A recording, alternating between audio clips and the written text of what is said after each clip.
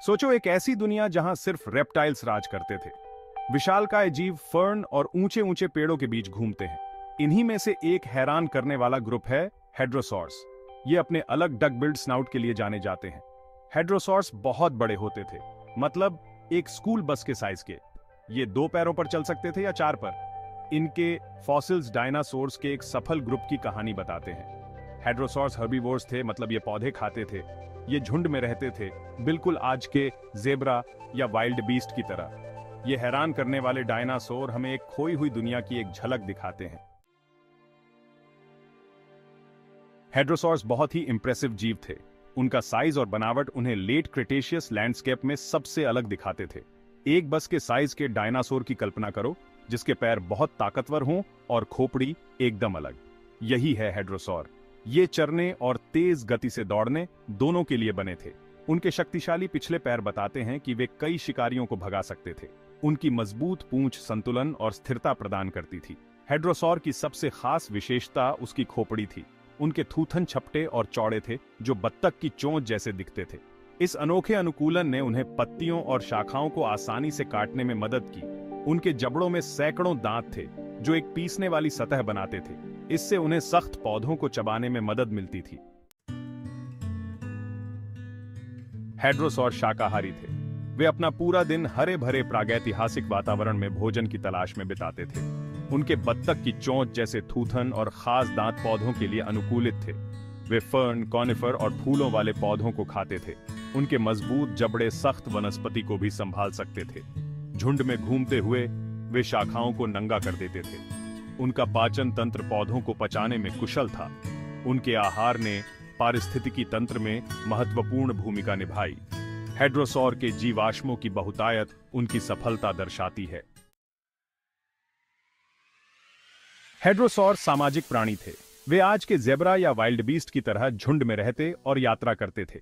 जीवाश्म साक्ष्य बताते हैं कि ये झुंड काफी बड़े हो सकते थे, जिनकी संख्या सैकड़ों या हजारों में भी हो सकती थी। कल्पना करो कि एक विशाल हेड्रोसॉर झुंड के चलने से धरती कांप रही होगी।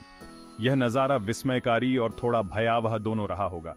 झुंड में रहने से इन डायनासोर्स को कई फायदे हुए। सभी से जरूरी था सुरक्षा। इतनी सारी आंखें और कान जब नजर रख रहे हों, तो शिकारियों के लिए उन पर चुपके से हमला करना बहुत मुश्किल होगा। झुंड के छोटे और कमजोर सदस्यों को समूह के भीतर सुरक्षा मिलती थी। साथ यात्रा करने से भोजन और पानी के स्रोतों को खोजना भी आसान हो गया। जीवाश्म साक्ष्य हेड्रोसॉर झुंडों के विचार का समर्थन करते हैं। सामूहिक अस्थि भंडार, जहां कई व्यक्तियों के अवशेष एक साथ पाए जाते हैं, बताते हैं कि ये डायनासोर समूहों में रहते और मरते थे। ये अस्थि भंडार जीवाश्म विज्ञानियों को उनके सामाजिक व्यवहार और झुंड की गतिशीलता में अमूल्य अंतर्दृष्टि प्रदान करते हैं। सबूत एक जटिल और आकर्षक सामाजिक संरचना की ओर इशारा करते हैं। भाग 5 रिमार्केबल रिमेन्स। जीवाश्म अतीत की खिड़कियां हैं। वे लाखों साल पहले पृथ्वी पर जीवन की कहानी बताते हैं, और जब हेड्रोसॉर की बात आती है तो जीवाश्म रिकॉर्ड उल्लेखनीय रूप से उदार है। हमें उनकी हड्डियां दुनिया भर में मिली हैं। ये जीवाश्म उनकी शारीरिक रचना और व्यवहार के बारे में महत्वपूर्ण जानकारी प्रदान करते हैं। कुछ हेड्रोसॉर जीवाश्म हड्डियों से कहीं अधिक हैं। दुर्लभ मामलों में जीवाश्म विज्ञानियों ने अविश्वसनीय रूप से अच्छी तरह से संरक्षित नमूनों का पता लगाया है। इन जीवाश्मों में त्वचा, कोमल ऊतकों और आंतरिक अंगों के निशान भी शामिल हैं। ये उल्लेखनीय अवशेष हमें इन प्राचीन जीवों के जीवन में अभूतपूर्व विस्तार से एक झलक प्रदान करते हैं। भाग 6 द क्रेस्टोन ऑफ द मैटर। हेड्रोसॉर की एसर्ब्यूस पेचीदा विशेषताओं में से एक उनकी कपाल शिखा है। ये बोनी संरचनाएं जो उनकी खोपड़ी के ऊपर पाई जाती हैं, अलग अलग प्रजातियों में आकार और साइज में बहुत भिन्न होती हैं। कुछ शिखा सरल और नीचे की ओर होती थीं, जबकि अन्य बड़ी और विस्तृत होती थीं। हेड्रोसॉर की एक परेड की कल्पना करो, प्रत्येक के अपने अनोखे हेडगियर के साथ। विविधता आश्चर्यजनक है। वैज्ञानिकों का मानना है कि इन शिखाओं ने कई उद्देश्यों को पूरा किया। एक प्रमुख सिद्धांत यह है कि उन्होंने प्रजातियों की पहचान में भूमिका निभाई।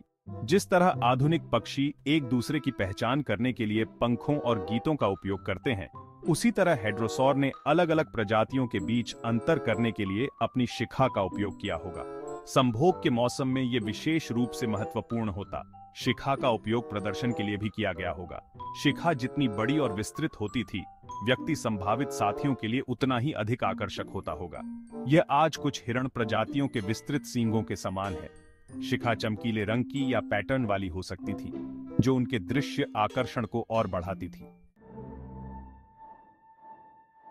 भाग 7, कम्युनिकेटिंग विथ क्रेस्ट्स। कुछ हेड्रोसॉर प्रजातियों की खोखली शिखा एक और दिलचस्प संभावना प्रस्तुत करती है, ध्वनि उत्पादन। यह शिखा नाक के मार्ग से जुड़ी हुई थी, जिससे पता चलता है कि उनका उपयोग ध्वनि निकालने के लिए किया गया होगा। एक हेड्रोसॉर झुंड की कल्पना करो जो हॉर्न, टूट और धमाकों के कोरस के साथ संवाद कर रहा है।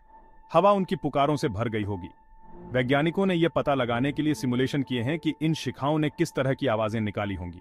हेड्रोसॉर खोपड़ी के मॉडल के माध्यम से हवा उड़ाकर उन्होंने कम आवृत्ति वाली ध्वनियों की एक श्रृंखला उत्पन्न की है। ये ध्वनियां लंबी दूरी तक यात्रा कर सकती थीं, जो उन्हें झुंड के भीतर संचार के लिए प्रभावी बनाती थी। ध्वनि के माध्यम से संवाद करने की क्षमता कई कारणों से फायदेमंद होती। हेड्रोसॉर एक दूसरे को खतरे के प्रति सचेत कर सकते थे, अपने स्थान का संकेत दे सकते थे, या यहां तक कि अपने कॉल से साथियों को आकर्षित कर सकते थे। संचार का यह रूप घने जंगलों में विशेष रूप से महत्वपूर्ण होता, जहां दृश्य संकेत अस्पष्ट हो सकते थे। हेड्रोसॉर द्वारा उत्पन्न ध्वनियां प्रजातियों और उनकी शिखा के साइज और आकार के आधार पर भिन्न होती थीं। कुछ प्रजातियां गहरी, गुंजयमान पुकारें उत्पन्न कर सकती हैं, जबकि अन्य ने ऊंची-ऊंची हॉर्नक या सीटी बजाई होगी। प्रागैतिहासिक परिदृश्य से गूंजती हेड्रोसॉर ध्वनियों की एक सिम्फनी की कल्पना करो। इन डायनासोर्स के सामाजिक स्वभाव से पता चलता है कि संचार ने उनके जीवन में एक महत्वपूर्ण भूमिका निभाई। अलग-अलग स्थितियों के लिए उनके पास कॉल का एक जटिल प्रदर्शन हो सकता है। अलार्म कॉल झुंड को शिकारियों के आने की चेतावनी दे सकते थे। संपर्क कॉल से व्यक्तियों को चलते फिरते एक साथ रहने में मदद मिल सकती थी, और संभोग कॉल संभावित भागीदारों को आकर्षित कर सकते थे। हेड्रोसॉर ध्वनियों का अध्ययन अभी अपने प्रारंभिक चरण में है। जैसे जैसे वैज्ञानिक अधिक जीवाश्मों का पता लगाएंगे और नई तकनीकों का विकास करेंगे, हम इन प्राचीन जीवों की आकर्षक मुखर क्षमताओं के बारे में और भी अधिक जानने की उम्मीद कर सकते हैं। प्रत्येक नई खोज हमें ध्वनियों की उस सिम्फनी को समझने के करीब लाती है जिसने कभी डायनासोर की दुनिया को भर दिया था। हेड्रोसॉर उल्लेखनीय रूप से सफल डायनासोर थे। उनके जीवाश्म अंटार्कटिका को छोड़कर हर महाद्वीप पर पाए गए हैं, जो लेट क्रेटेशियस अवधि के दौरान वैश्विक वितरण का संकेत देते हैं। उन्होंने हरे भरे जंगलों से लेकर शुष्क मैदानों तक कई तरह के वातावरणों के अनुकूलित किया। यह व्यापक सफलता उनके अनुकूलन क्षमता और लचीलापन दर्शाती है। विशेष रूप से उत्तरी अमेरिका हेड्रोसॉर के एक समृद्ध जीवाश्म रिकॉर्ड का दावा करता है। यह महाद्वीप कभी प्रजातियों की एक विविध सरणी का घर था। प्रत्येक की अपनी अनूठी विशेषताएं थीं। क्रेस्ट-सेड पार्सोरोलोबस से लेकर फ्लैट हेडेड एडमोंटोसॉरस तक उत्तरी अमेरिका एक हेड्रोसॉर स्वर्ग था। एशिया हेड्रोसॉर खोजों के लिए एक और हॉटस्पॉट है। चीन, मंगोलिया और रूस सभी ने इन बत्तख बिल वाले डायनासोर के प्रभावशाली जीवाश्म प्राप्त किए हैं। कुछ सबूसे बड़े झांत हेड्रोसॉर जैसे शांतुंगोसॉरस एशिया से आए थे। ये खोजें इस डायनासोर परिवार की वैश्विक पहुंच और सफलता को उजागर करती हैं। लगभग 66 मिलियन वर्ष पहले डायनासोर का शासनकाल नाटकीय रूप से समाप्त हो गया था। एक विनाशकारी घटना सबयूज अधिक संभावना है कि एक क्षुद्र ग्रह के प्रभाव ने व्यापक पर्यावरणीय तबाही को जन्म दिया, जिसके कारण इन शानदार जीवों का विलुप्ति हो गया। हेड्रोसॉर अपनी सफलता और अनुकूलन क्षमता के बावजूद इस वैश्विक तबाही से अछूते नहीं थे। उनके विलुप्त होने ने एक युग का अंत कर दिया। गैर एवियन डायनासोर के बाकी हिस्सों के साथ हेड्रोसॉर पृथ्वी के चेहरे से गायब हो गए। उनके लापता होने से ग्रह के पारिस्थितिक तंत्र में एक शून्य पैदा हो गया, जिससे स्तनधारियों का उदय हुआ और अंततः मनुष्यों का विकास हुआ। उनके विलुप्त होने के बावजूद हेड्रोसॉर की विरासत जीवित है। उनके जीवाश्म पृथ्वी पर कभी पनपने वाले जीवन की विविधता में अमूल्य अंतर्दृष्टि प्रदान करते हैं।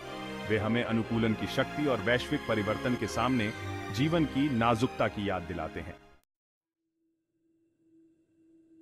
हेड्रोसॉर का अध्ययन जीवाश्म विज्ञानियों और डायनासोर के प्रति उत्साही लोगों को समान रूप से आकर्षित करता रहता है। ये बत्तख बिल वाले डायनासोर अपनी अनूठी विशेषताओं और आकर्षक व्यवहार के साथ एक खोई हुई दुनिया की एक झलक पेश करते हैं। लाखों वर्षों से पत्थर में संरक्षित उनके जीवाश्म उनकी सफलता और जीवन की स्थायी शक्ति का प्रमाण है। प्रत्येक नई खोज इन उल्लेखनीय प्राणियों की हमारी समझ को बढ़ाती है। उनके सामाजिक व्यवहार से लेकर उनके संचार के तरीकों तक हेड्रोसॉर हमें आश्चर्यचकित और विस्मित करते रहते हैं। उनकी विरासत न केवल पत्थर में बल्कि हमारे ग्रह के प्रागैतिहासिक अतीत के रहस्यों को उजागर करने की चल रही खोज में भी अंकित है।